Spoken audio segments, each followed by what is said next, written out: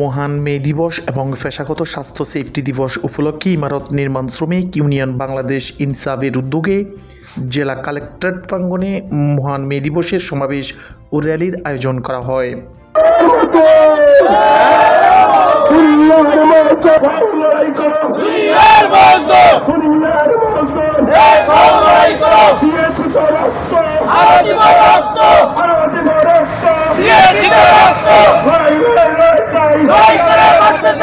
গোলাম সারওয়ার শাহানের সভাপতিত্বে বক্তব্য রাখেন সেক্রেটারি নুর আলম, জেলা সদস্য মোহাম্মদ মনির হোসেন, সাংগঠনিক সম্পাদক মোহাম্মদ শাহজাহান ভূঁইয়া, দপ্তর সম্পাদক মাকসুদ।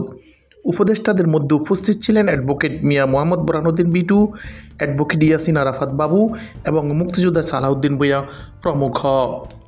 নির্মাণ শ্রমিকদের কর্মস্থলে নিরাপত্তা ও রেশনিং ব্যবস্থা চালু সহ 12 দফা দাবি আদায়ের লক্ষ্যে ঐক্যবদ্ধ আন্দোলন গড়ে তোলার আহ্বান জানান।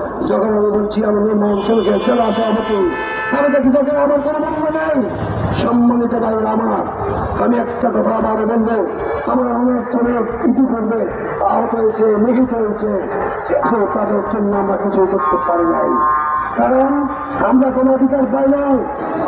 একটু আগে আমাদের সাধারণ সম্পাদক কথা বলেছে, আমি ওনার সুরের সাথে সুরের মিলে শুধু একটি কথা বলবো যে আমরা কোনো দল নাই,